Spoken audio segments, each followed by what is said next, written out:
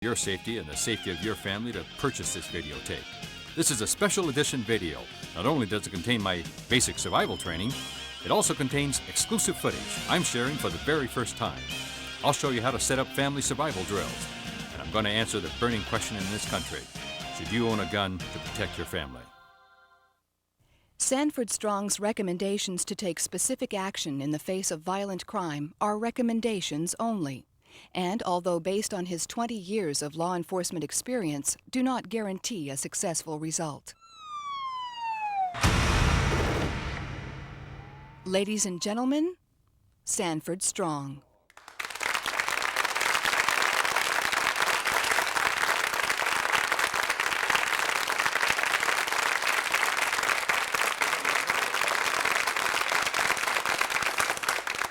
Glad you're here. I'm glad to be with you. I'll be talking to you about crime tonight. I don't mean auto theft. I don't mean someone breaking into your house, stealing your things while you're gone on vacation. I'm talking about the new crime in America. The random violence, the kind that explodes in front of people and just paralyzes them, takes lives.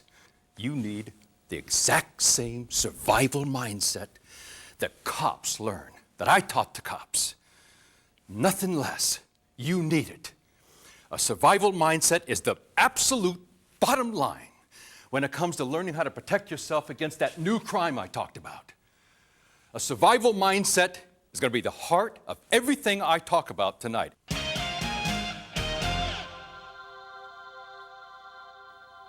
Car crimes. In 1 year alone, in America, there were 200,000 car crimes. 1993. 20,000 of those crimes were violent. A woman raped, or a motorist shot or killed, badly beaten. And the worst of them all are carjackings. They go down so fast, 5 to 10 seconds is all it takes. Watch this one.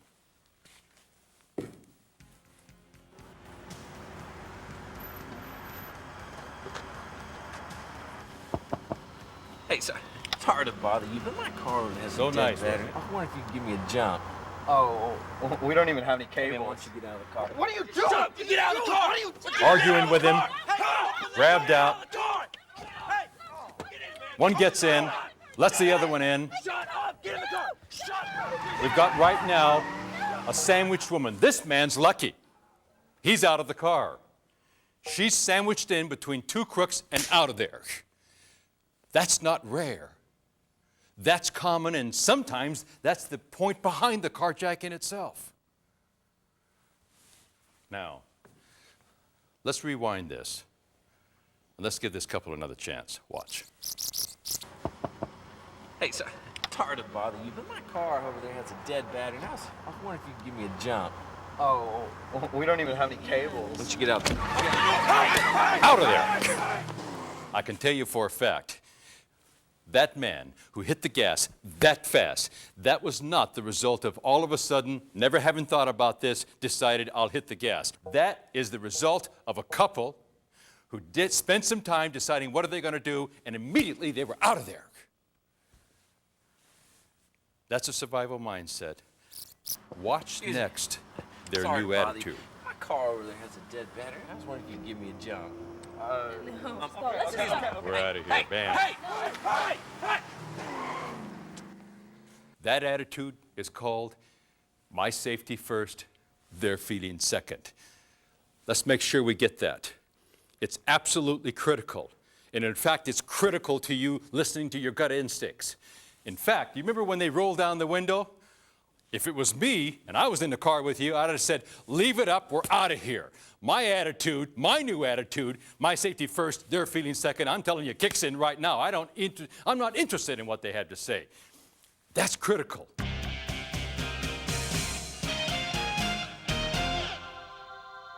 It's time now for us to deal with carjacking as a family problem, and that means a family carjacking drill that involves parents and children. First, you need to understand something about teaching children. There must be role play. A child needs, the 9 and 10 and 12-year-olds included, role play, hands-on. What I'm going to do right now is take you through the steps of a family carjacking drill. with the help of the Rothrock family. The first thing you've got to do is get the entire family out to the driveway for the practice drill. Everyone, no exceptions. We're going to practice the 3 most common carjacking scenarios. First, let's say your family is headed to the car and Mom, or anyone else for that matter, sees someone suspicious milling around your parked car. Hey, wait a minute. Walking out, Okay, I'm afraid. Let's go back. gut feeling told her Come on. something's wrong. Let's walk back And quickly. that's the one that's wrong. Her immediate response is to leave. That family, those children, turning around immediately and leaving with Mom. No questions asked, no arguing, no where's the problem, Mom? That comes only as a result of a family together, all the children together, deciding how are we going to respond. And part of the response was when they saw something that made one of them, in this case Mom, a bad gut feeling. She responded to it and they all turned around. No questions asked. The second carjacking scenario is kind of similar to the first. Dad sees a suspicious person lurking around, but this time not close to the car, maybe across the street. And there's still time, enough for the family to make a dash for the car. Dad's with Get in him, the car. sees something, and what it was someone a little out of your vision of this screen lurking. That also didn't happen by accident. That's the result of a family talking together about what are they going to do. And you know something? It has to be to the point of who gets in what doors and who starts the car and gets out of there. They were in that car fast and out of there, and that happens only as a result of practice. It starts with role play, whole family together. The final carjacking drill is aimed at protecting you against the carjacker who grabs the driver. Everything's working fine. Getting into the car. All of a sudden, Emergency, things get out, go run. downhill. Dad yelled, "Emergency, get out." In seconds, you saw the entire family out of the car. That also, like everything else, doesn't happen by accident. If that family had not spent a little bit of time with the entire family talking with each other, there's absolutely no way, you and I both know that he could have yelled, "Emergency, get out," and everyone responded in unison instantly. In 1994, there were 31 children kidnapped accidentally by carjackers. One of them wound up dead, one of those small children thrown from the speeding car of a carjacker. That would have never happened to that family because they made some decisions ahead of time. There's some elements of carjacking that will help you when you drill with your family. One, you can expect it first to usually happen at an intersection. 2, parking lots, private or public, it doesn't make any difference. And 3, in driveways. What you saw here was the third most common. Most carjackers, as you saw earlier in our program, will come at you in pairs. And when they are in pairs, they'll come from both sides. Count on that. Most importantly, you can count on this, and this must be a part of your carjacking drill with your family. Don't oversight it. It'll come back and haunt you. Part of the training for your children must be in the survival mindset, not just step 1, seeing yourself in the car and a carjacking occurring and you getting out or quickly getting into the car, but also getting hurt. Don't overlook that. If you don't deal with your children like that in a matter-of-factly way, when it happens, your children will be absolutely paralyzed. It'll interfere with them responding to your commands to get out. I can guarantee you this. Carjackers are going to go after your adults. You're going to have your hands full. You can easily be injured. You're not going to be in a position to help your children or save them. It's going to be your command and their response that's going to save your kids. A carjacking family drill requires you to deal with all elements, including the fact that people are going to be hurt. Once again, it's leadership, and it all begins with you. There's a lot at stake here, your kids.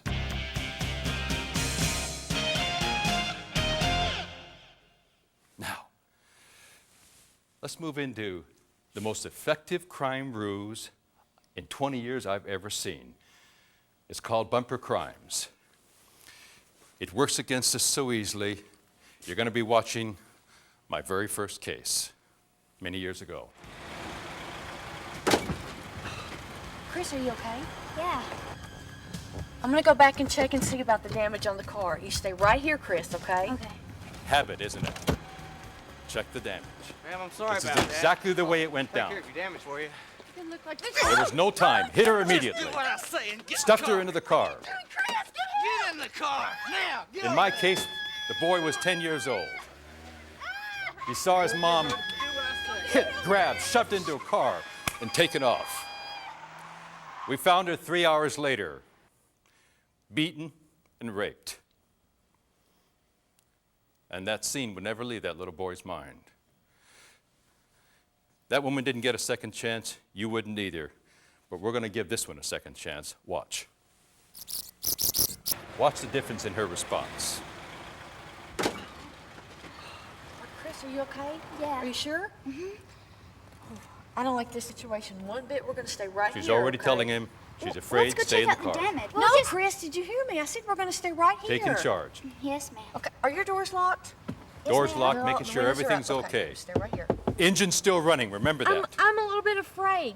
So we're gonna go up to the convenience store and swap information, okay? We've had an accident, and I've got an injured passenger in the car. I think I'm going to need your help. It's a lot of No, BS. I'm Best afraid, ruse there's ever been. And I want to go up to the convenience store. Just follow me up there, okay? Get out of the car. Mama, he's gonna hurt us. It's okay. It's okay, Chris. Calm down. I've Remember? got everything he needs right She's here. still in charge.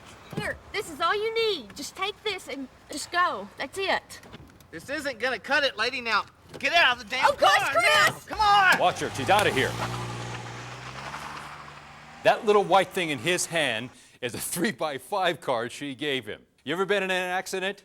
You ever been under a lot of pressure at an accident scene, wondering what you're going to write down, what should you write with and give to someone else and you exchange information? How about, whether it just be an accident scene or something like this, how about taking a little bit of pressure off yourself at a time like that? Put a 3x5 card in your glove compartment box with the information that's not going to lead them to your house or private home telephone number and have it there. You only need one of them, I hope.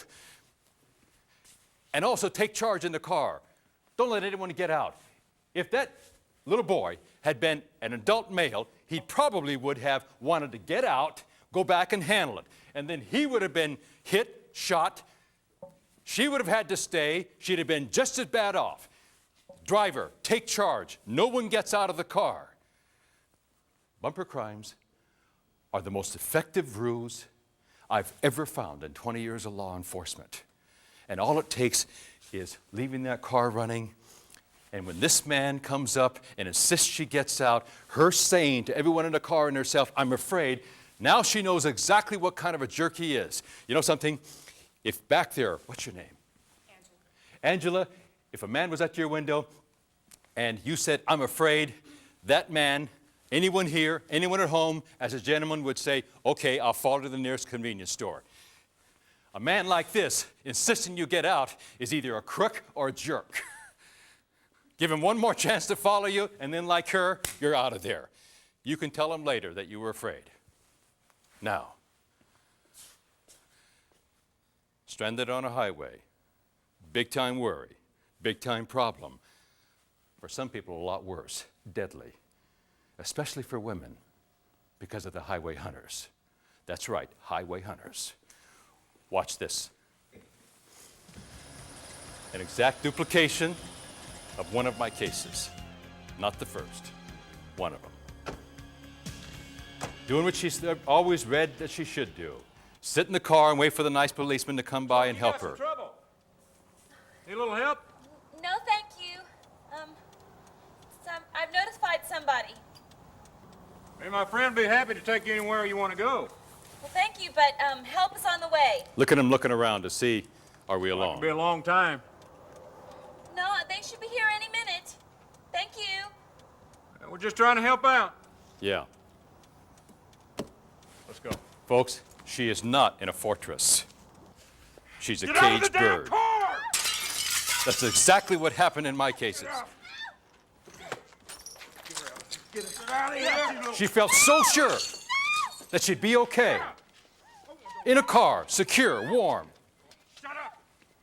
In all of my cases, whether in a couple of them it was one man, in one it was two. They drag her back, take her to another place, 2 or 3 hours, take their turns and rape her. Now, this woman didn't have a second chance. None of my cases did, but we're going to give a second chance to her anyway. Watch. She stops, same place, got some city lights here. She's got a choice, stay in her car, too far out of the way, or get out and walk to a place she actually can see, city lights, go to another place. That's right, maybe she shouldn't wait for the nice policeman to come along, rescue her, help her, or a good Samaritan to come along. So she goes across the street, but she doesn't walk on the shoulder of the road where headlights can see her, pick her up. Listen, if she was in a shoulder road, they could grab her just as easily as she's next to her car. Headlights would pick her up, they could see her. She's off in the bushes. Here's an open business. She's going to be headed toward that place right there. She's off in the bushes. Instead of waiting for someone else to come along and solve her problem for her, she's relying on herself. Uncomfortable, wet, uneven terrain, dark, yeah, but safe. Big difference. Watch the next case. It's even more extreme, but then, of course, it's even further out in the country.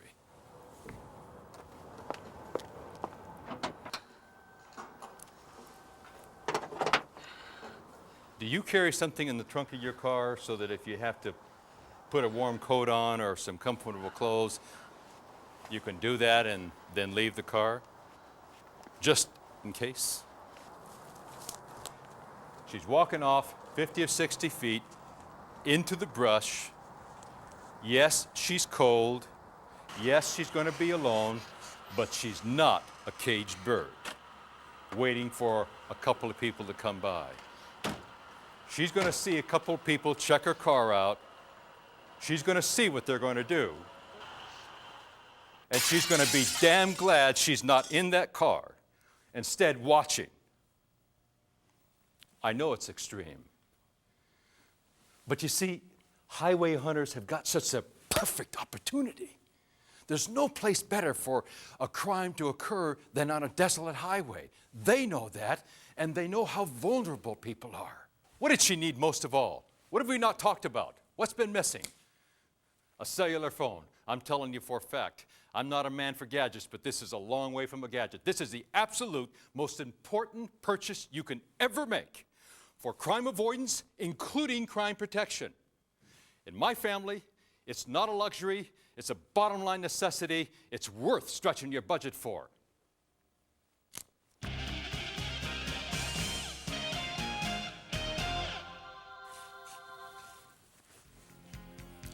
I know for a fact, it's one of my old cases. The last thing in her mind right now is having a gun put to her. Excuse me, ma'am, I'm in a real bind. Can you give me a hand? My cellular phone went out and I need to talk to my wife. I'm in a hurry. There we are. That woman right there, one of my past cases, has no idea what to do. That's the last thing she ever thought would happen to her. That guy, right here, he's a recidivist. He was a two-time loser. He knew exactly what he was going to do. It was not his first armed robbery, not even close. It was only her first armed robbery.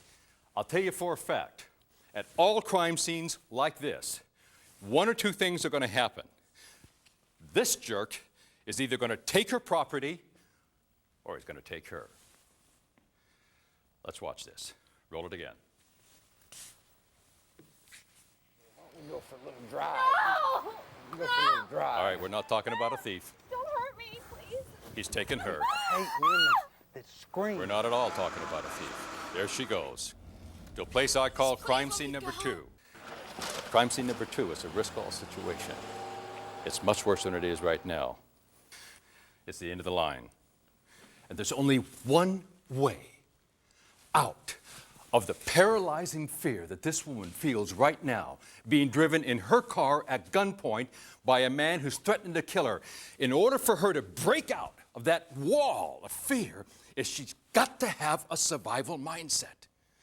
What we opened up with, that's crucial. That gives her something to fall back on when she is paralyzed with fear. There are 3 steps. It's a visualization, an imagining of what would I do. It's the very same, just as good as being there in real life as far as preparing yourself for making survival decisions. Step 1, see yourself at the scene, like this one right here. Step 2, see yourself responding.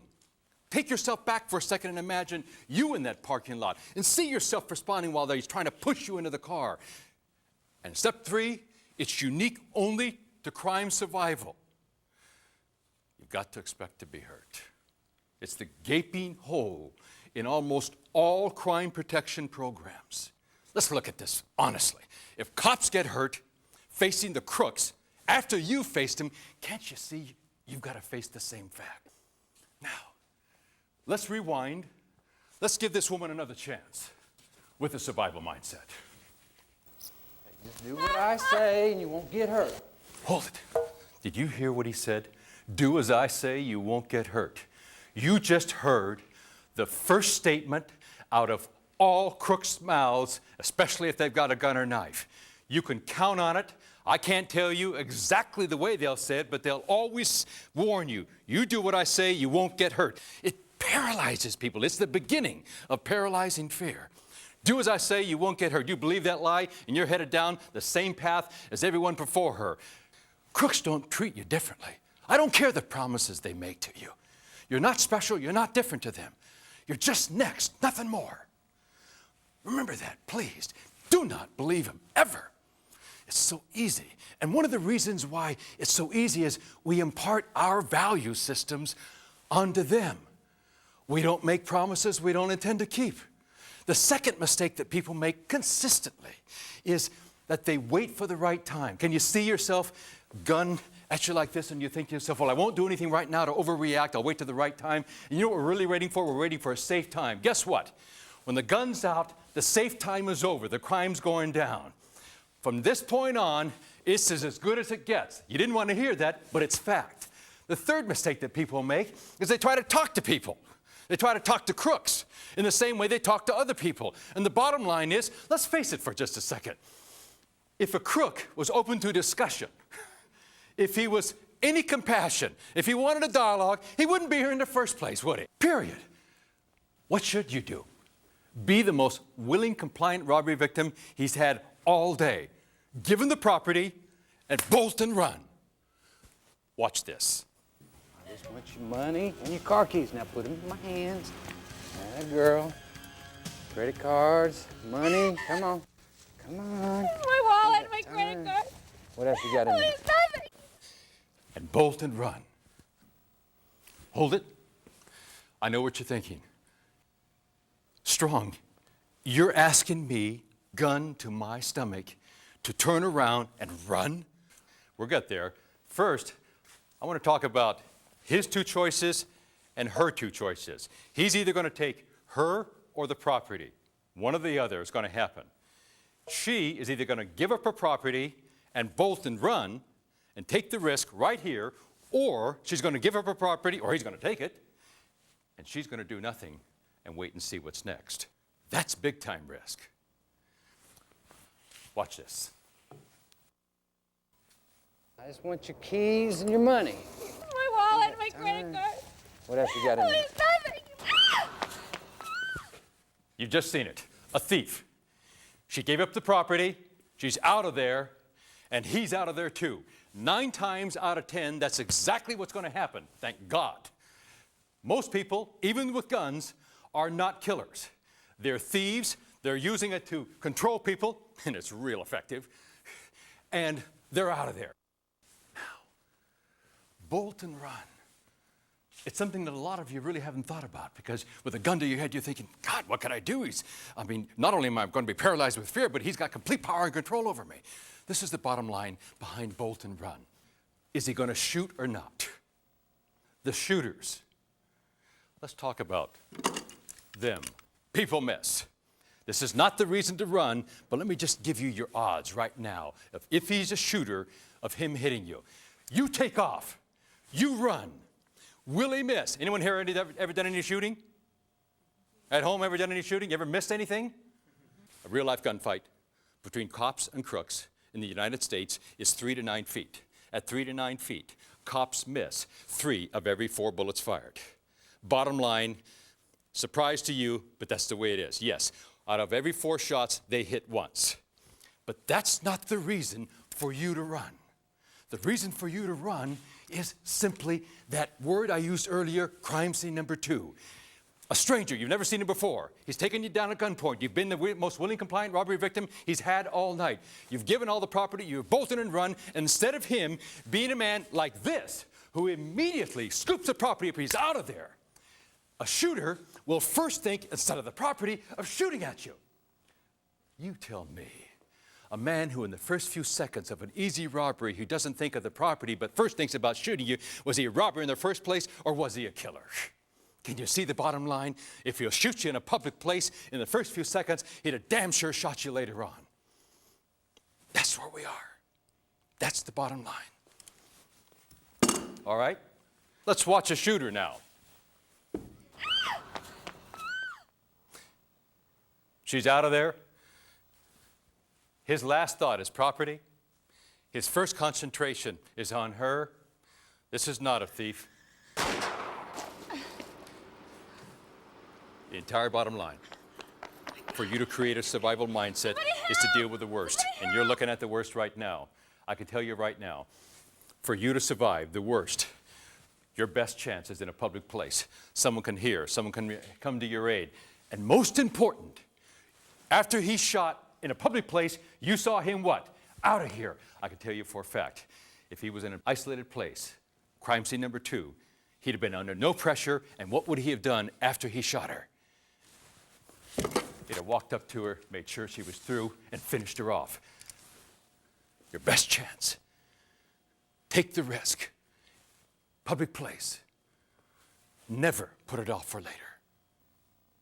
Okay, let's say she didn't take the risk. She did what he said. She got in the car. Let's rewind it. Watch this. Don't make a scene or I'll drop you right here. She doesn't take a risk. Don't hurt me. Gets in the car. Just gonna get out of the Gun parking still to her lot, head.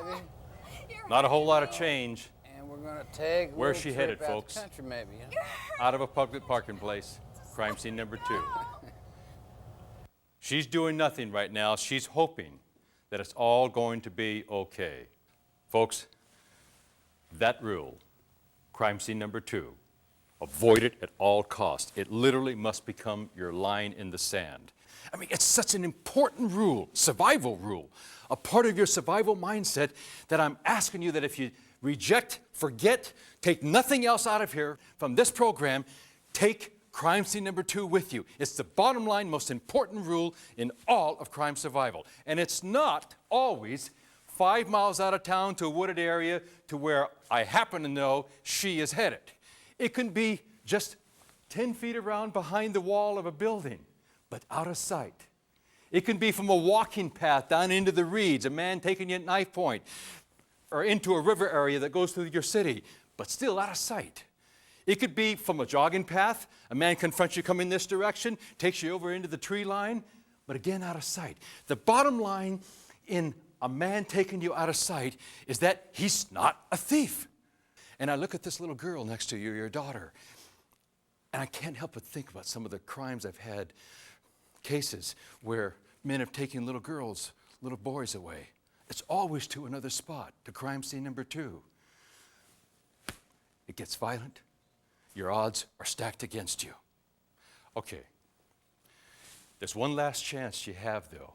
You're being dragged into the tree line or around behind a building, or this woman right here at gunpoint in the car as a passenger, and that last chance is to gouge his eyes. I didn't say poke, I didn't say jab, I said gouge his eyes. Watch this.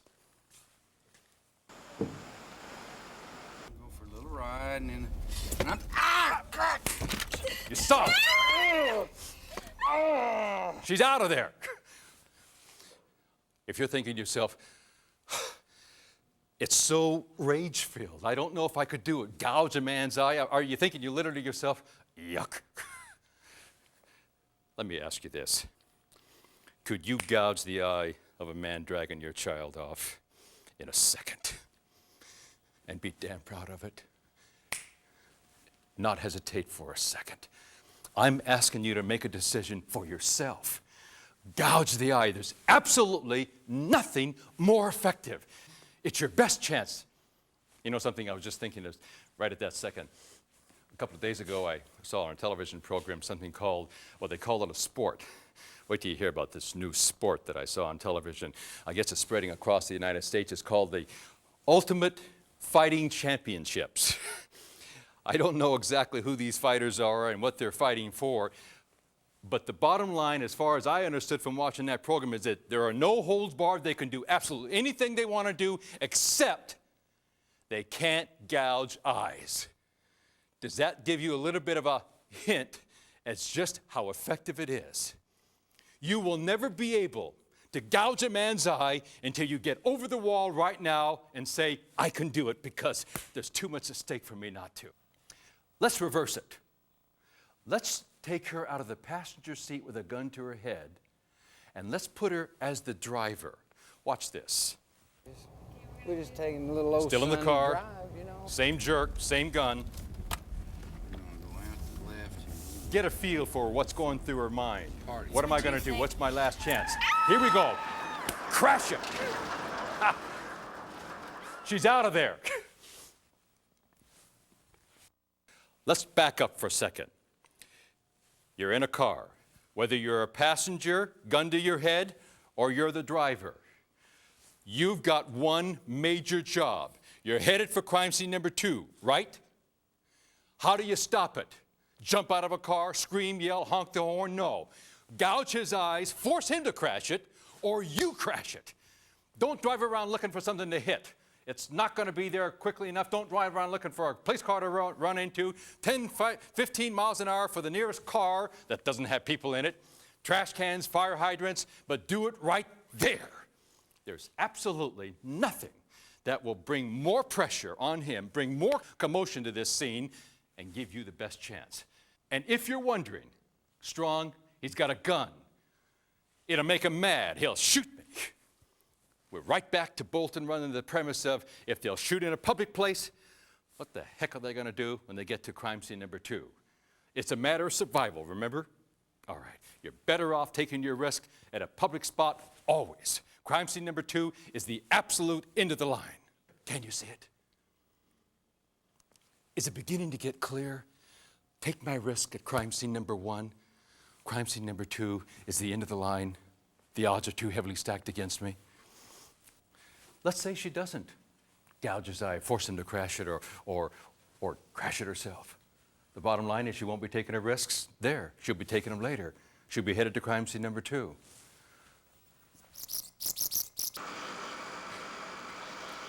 There she goes. Crime scene number 2, out of town. I hate women that talk too much. I can tell you for a fact, he knows where he's going. This spot he's going to, I've been there. It was my case. He knew it ahead of time. She can scream, she can run and yell. He'll probably run her down. No one's going to hear her. They're isolated. He's got all the time to do what he wants as long as he wants. She only has one last chance. If she doesn't act and fast and gouge his eye, she doesn't have a weapon. She has no more resources. That's her last chance. And what you just saw here worked. It worked fine. We made it work. I was at the real crime scene. It didn't work. At the real crime scene, he raped her after he beat her. Then he shot her, and we found her 3 days later. This woman didn't have a chance. She lost that best chance of hers back at crime scene number 1.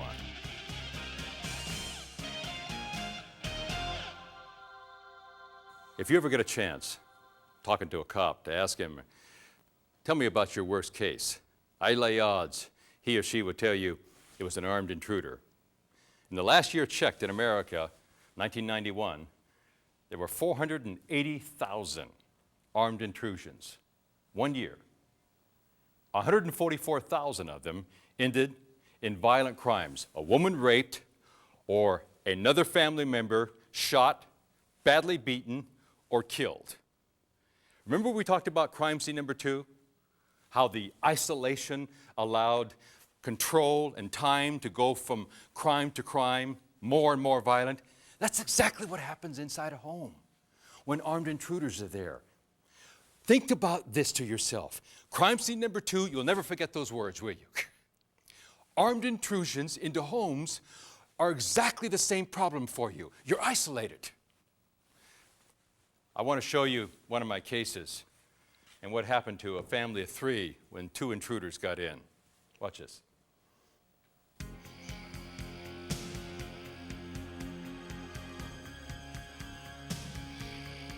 Sliding glass doors. They're notorious for people getting in. Honey, get up. I hear something downstairs. Sleepy-headed, disoriented. Daughter hears it. Daddy! Goes to parents. That's it. They've got her. Get back. Don't move. This is the beginning of the end for that family. Hang it up.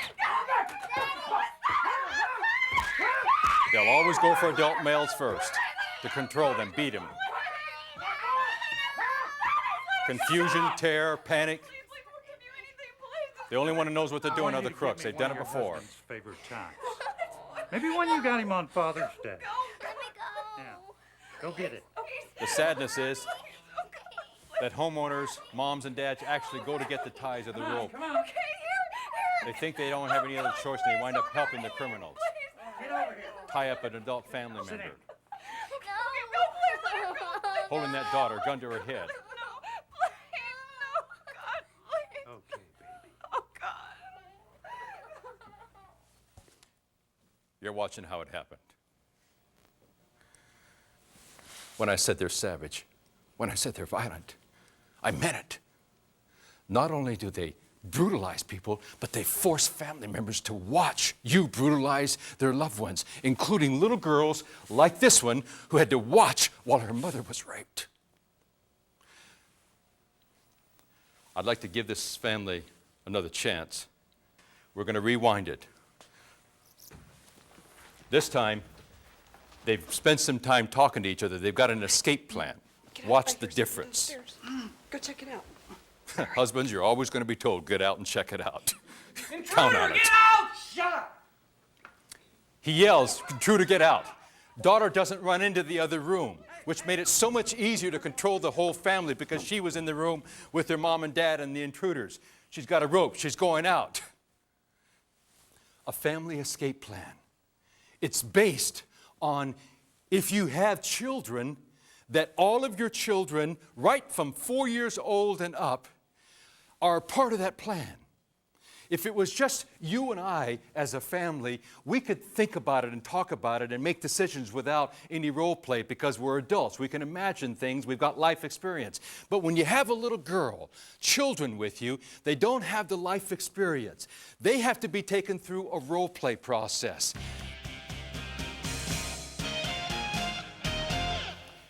You've just seen a family, in the second chance we gave them, get out of the house. Anything that happens quickly, when there's terror, confusion, and people are kind of frozen with fear, happens as a result of planning ahead. That's survival mind setting. What we're going to do right now is we're going to take you through a family home intrusion escape plan. The Rothrock family is going to help us out on this one. Watch. Well, it's important that we have a plan to get out of the house in case of an intruder or in case of a fire. Entire family together. Where to go and Mom and Dad are leading this.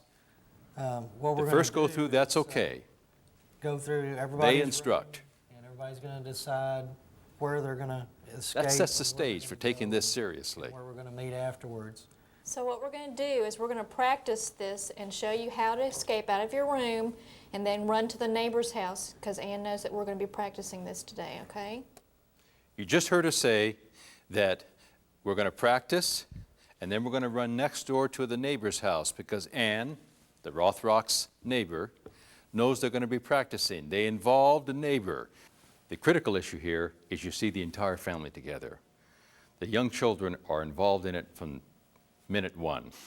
The next thing you're going to see now is critical to something I call psychological permission. Watch this as the family goes all the way through it, room to room. So you have to go out the sliding glass door. Mom and Dad still leading. Now in the kitchen, if you come One in here, room you have a couple of options. to the next. You have the window and you have the sliding glass door. The window would slow you down though, because you'll have to climb over to get to the window, and we want the fastest way out. So you'll have to go out the sliding glass door. Okay, now in Jonathan's room, Upstairs. we've got two ways Remember to the get rope out. We've got the the door, little girl used earlier? the window. And it's easier to go out the front door, but in the case where there's an intruder in the house, we need to know how to go out the window. So we're going to have this rope that we're going to tie to the He's bottom going to of the tie bedpost it here. and secure it, and it's going to stay there. And They don't if have to you look go for out it the now as a window, family. It's secured. Remember, open the window this home intrusion escape drill is exactly the same for fire. and throw the rope out and climb down the roof. I can guarantee you this, going down a rope is easy, especially for your children. Not at every few feet. It won't be a toy. If you take it serious, your kids will take it serious. Remember I said before we went over to that sequence, the words I used, psychological permission? Those are critical for you and your family and your children getting out. It comes down to this. I have adult children.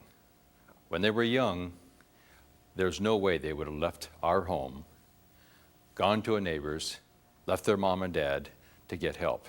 Young children won't do that. As parents of young children, you know that as well. Somehow you have to instill an ability in those young children to know that they have a job, a role. That's part of going from room to room to room.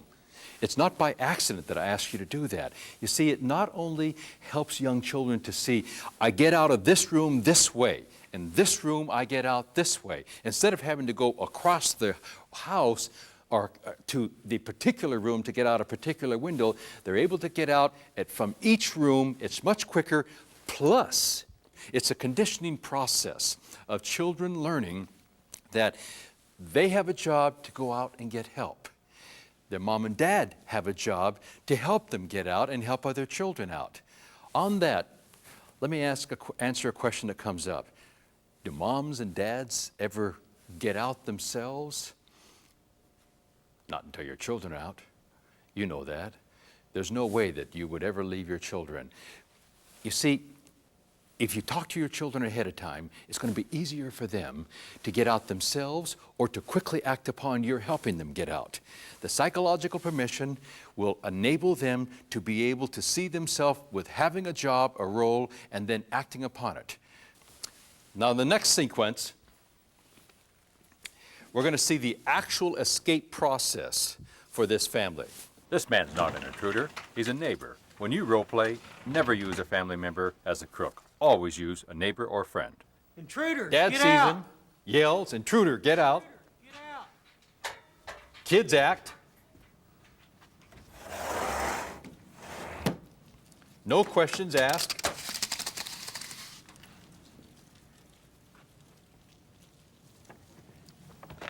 Yes, I need to report an intruder. When you're watching these kids go down, watch how quick and easy it is for them. Also, watch how they make noise. They scream, yell. This guy's not going to need rope. He's going to just use this tree.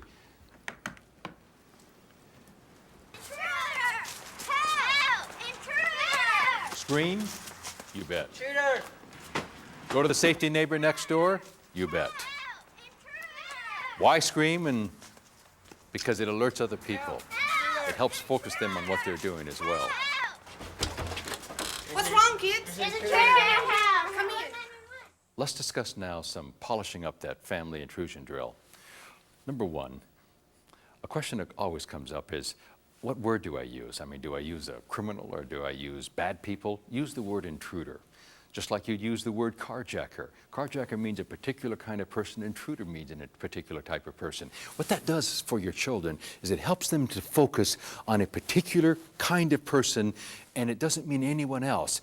And so when you yell, intruder, get out, they know it's an intruder in our home, and they have a better chance of getting out.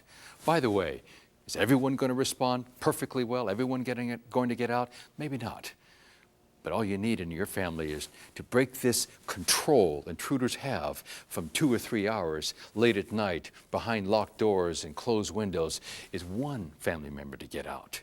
Also, when you're talking to your children about run next door, use the word escape. Run means too many things. Escape, once again, is a pinpoint type of word. It tells them exactly what they're doing, escaping their house. Can you see it now? The family with a home intrusion escape plan, at least they've got a chance against this kind of savagery. Folks, there's a hell of a difference between hours of terror and just minutes because one family member got out. Home intrusion drills, they save lives.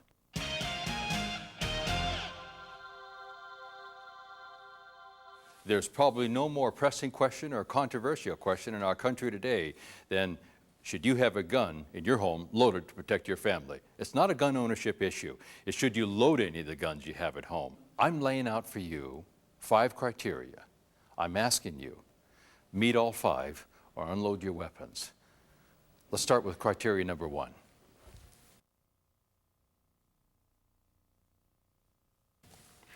Criteria number 1. Good night, sweetie. I'll see you in the morning.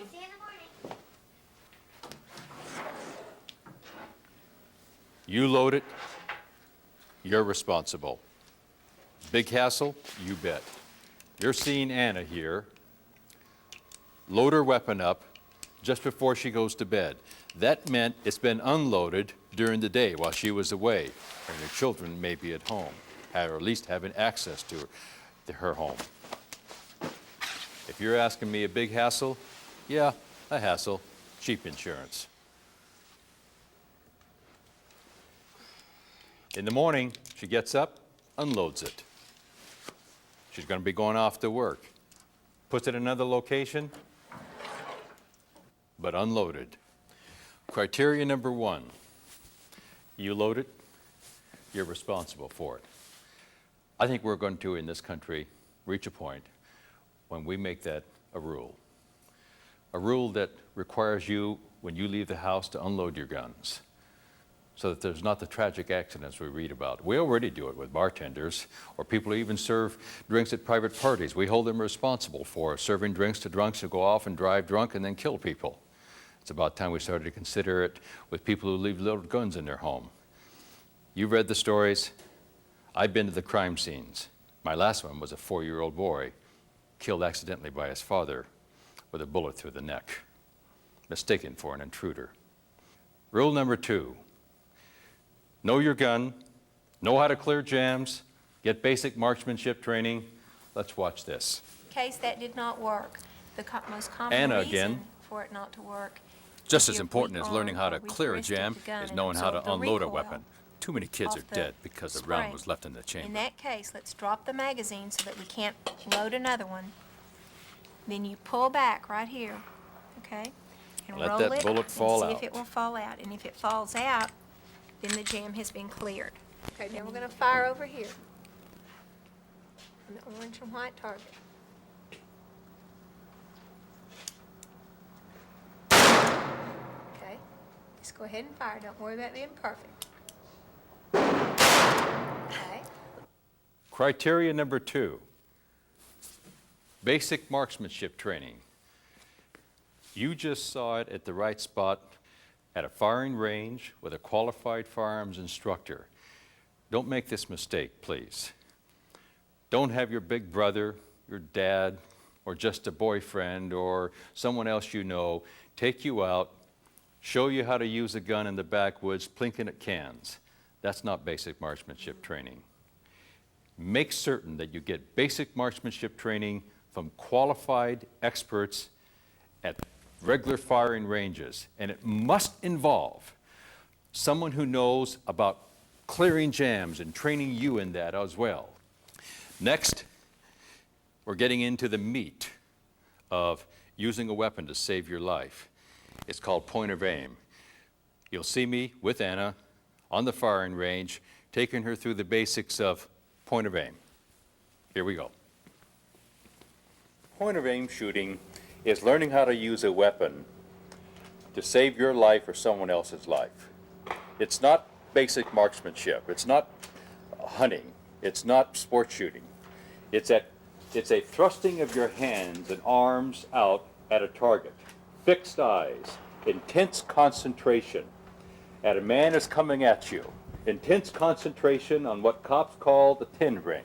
You see that little spot in the middle of the man's, the silhouette target's chest? Yeah. That's the 10 ring. You can't use your sights at when a man is coming at you at 10, 8, 7 feet, 3 feet, 4 feet. It doesn't work. You don't have enough time. You have to bring your weapon out like this, and as I'm doing in slow motion now, but for you it'll be fast. And then it's a matter of simply fixed eyes on that 10 ring, an intense concentration. Imagine it like this. Imagine that your mind and all the power that you have within your body and mind is flowing down through your arm to your firearm and to that 10 ring. It's that much concentration. You thrust the arms out like this. Freeze, or you're dead man! When it's close, it's too late and too close to use your sights. Point of aim is the bottom line when your life's on the line at close range. And the harder point of aim is concentration. Concentration decides who lives and who dies when there's only feet and split seconds available to you. Criteria number 4, can you kill a man with that gun you have loaded to protect yourself or a family member? An honest question that demands of you an honest answer. In this next sequence, you'll see Anna actually imagining in her mind using a weapon to protect herself against an intruder. That's the steps I asked you to go through, imagining yourself all the way through to the end. Let's watch it.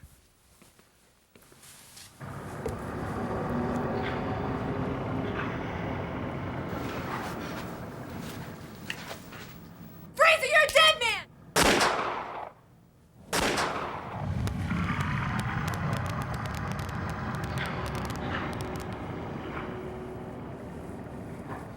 Are you mentally prepared to pull a trigger and leave a dead man? If you say yes to that, you need to know this. It's probably only going to be a few feet. For me, it was only inches. You also need to know this. It's going to be real loud. Both of you be screaming. It's going to be bloody. You'll get his blood on you. He'll come after you. He'll probably reach you. He'll get to you, touch you, grab you. Please, don't expect a one-hit stop. It's going to be a bloody affair, unforgettable, etched in your mind. You needed to hear that. Criteria number 5, make a weapon your means of escape. Let's watch.